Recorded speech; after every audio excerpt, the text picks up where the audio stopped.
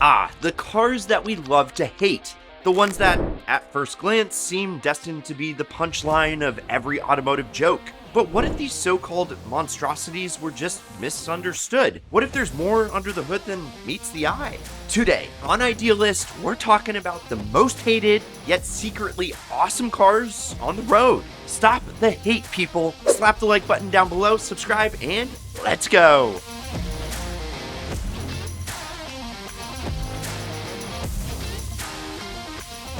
Sure, the Mazda Miata has often been labeled as the hairdresser car.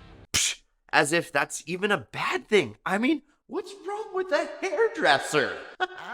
They get flamed on for being underpowered. But come on guys, let's be real. This little roadster has become the symbol of pure, undiluted driving pleasure. Low weight, perfect balance, rear wheel drive. It's like a dance party on wheels. Always ready to tango. I mean, who cares if it doesn't have the muscle of its competitors? It makes up for it with its sheer charisma. There really is nothing more fun than driving a slow car fast. So, you want to level up your driving skills? Get yourself a Mazda Miata and learn to drive it at 10/10ths. You'll be surprised how much quicker a Miata is at an autocross than other cars with way more firepower. Okay guys, hear me out real quick. The PT Cruiser is not the greatest car ever made. Pretty much everything Chrysler was building at the time had one or two quality control problems, but the PT Cruiser was actually a sales success. It was designed and styled to be a throwback to cars of the 30s and ride the wave of publicity the company was getting with the Plymouth Prowler. Remember that monstrosity? While really the Volkswagen New Beetle, the New Beetle is actually what it was called, which was dominating sales with its retro design. American car companies didn't really have a compact car that had ever drawn enough buzz to deserve a remake. So I guess they just laid into cars from the Great Depression. Look, these things were available with manual transmission, turbochargers, and a whole host of wild accessories. In fact, the PT Cruiser used the same 230 horsepower four-banger from the SRT4, although it was slightly detuned. And honestly, I've driven one and it was actually a lot of fun. Plus, side note, they're not as unreliable as the internet would like you to believe. Chrysler ran the car through the exact same durability testing that they use for their trucks, and these things are actually pretty hardy. This car had people divided into two categories because, while it looks great, there is no way around that it was way uglier than the FD RX-7 that came before it. The driving experience is actually pretty excellent. Yeah, it's down on power, and yes, that Renesis rotary has some issues, like my ex-girlfriend, but this car handles so good. And it's a blast to rev out to its 9,000 RPM redline. Now, the biggest problem this car had was its reliability. If you didn't let the car warm up thoroughly before you shut it off, maybe you just have to move it real quick because you blocked your mom's car in and now she's yelling at you because she told you not to park there. Well, guess what, Ma? I can't. If you started the engine and didn't let it warm up before you switch it off, it would flood. And if you weren't handy with a wrench, well, that meant calling a tow truck. But that situation is totally avoidable. And it is cool enough for the X-Men, so it's cool enough for you and me. The Saturn Sky and the fraternal twin, the Pontiac Solstice, is a car that's not so much universally hated, it just is kind of forgotten about. With a beautifully designed body and an optional super spicy turbocharged redline and GXP trim, it's a car that deserves so much more attention. It's like GM's version of the Miata, and it solves the power problem. Up to 260 horses and 260 foot-pounds of torque with a 2-liter Ecotec, sent through a manual tranny and out the back wheels. I mean, guys, what is not to love? But alas, it was more overlooked than the terms and conditions of a software update. If you ask me, the Saturn Sky is the most overlooked car, maybe of all time. And truthfully, I kind of want one.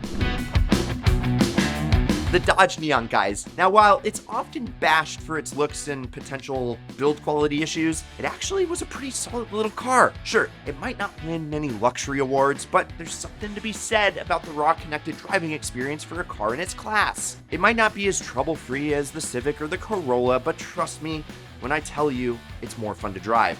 The early neons got rave reviews from journalists in the day. Plus, the SRT4 version, it's a true pocket rocket. To the untrained eyeball, the SRT4 might just look like a slightly sportier version of a regular, good old neon. But underneath lies an engine, suspension, and brake package cooked up by the chefs at SRT. You know, the guys that brought us stuff like the Viper, the Ram SRT10, and the Charger SRT8. So, yeah, they're actually pretty awesome cars. Now, the Neon was the quintessential 90s econo box, but it had the handling and performance chops to hold its own against the competition. There was even a Neon Spec racing series. Can't say that about a Corolla, can ya?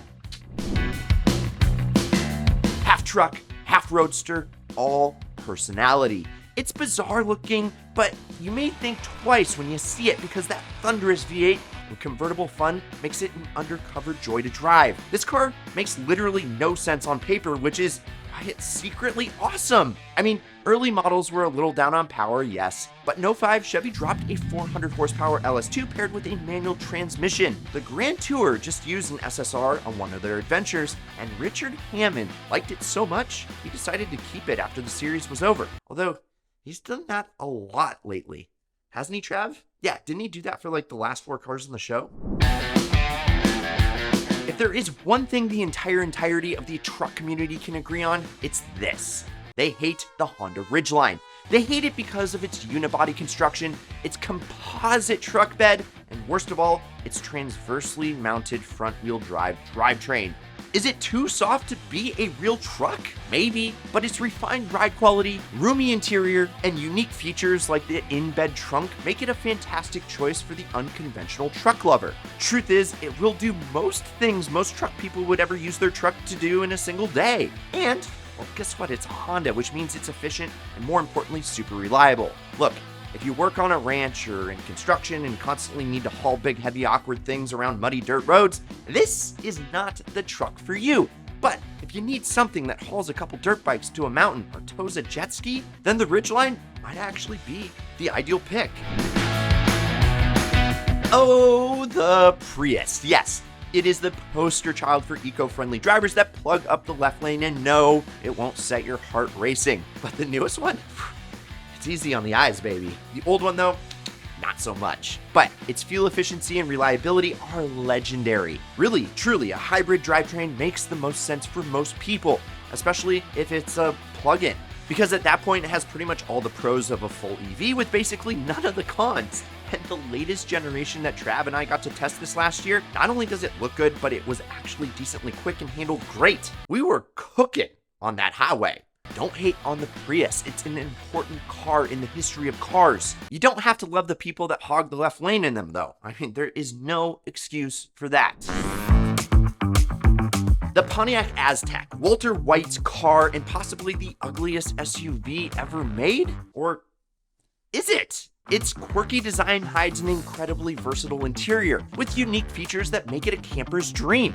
I mean, we're talking tents, boys, coolers, a tailgate for the boys on Saturday with built-in seats and cup holders, and a factory air mattress. Those are definitely some desirable quirks and features. Now, the Aztek rides on the same platform that pretty much all mid-sized GM stuff was built on at the time. None of it's very inspiring, but it is functional. Don't judge a book by its cover, because while the Aztek looks like it was styled using Minecraft, it's got a beautiful personality, just like Trav.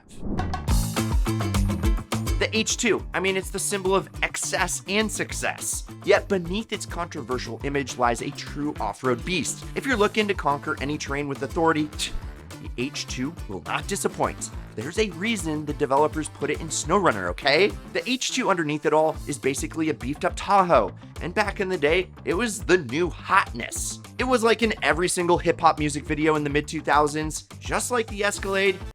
Man, GM SUVs in the 2000s were just on fire. Now, the H2 was pure excess then, and it's still over the top now. But I think they're actually kind of cool, and apparently so do a lot of other people. Have you seen the prices of these things recently? God, gotta get some air. The Smart Fortwo, tiny and practical, right? Wrong. It's a city's person dream, making urban driving and parking a breeze. Plus, it has a cheeky personality that makes it stand out in a sea of bland compacts. And even though it looks like a car you definitely don't want to get in a crash in, they're actually really safe. I mean, these things were developed by Mercedes-Benz. While it does have a quirky 3-cylinder engine, and it's buzzy and underpowered, plus that automated manual transmission is, frankly, god-awful, this car more than makes up for it with its super high fuel economy and tiny proportions. You can park this thing literally anywhere and be anywhere.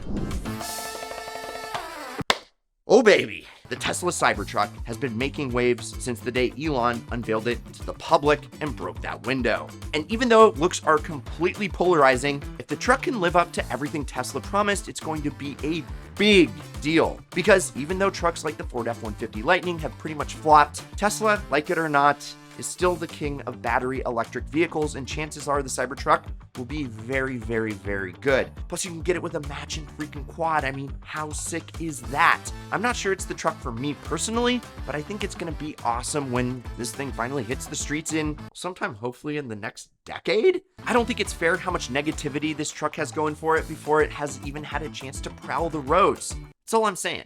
So, there you have it, folks. These machines might have their critics, but like misunderstood rebels, they have their flair, a character, and a capability that just might win you over if you give them the chance.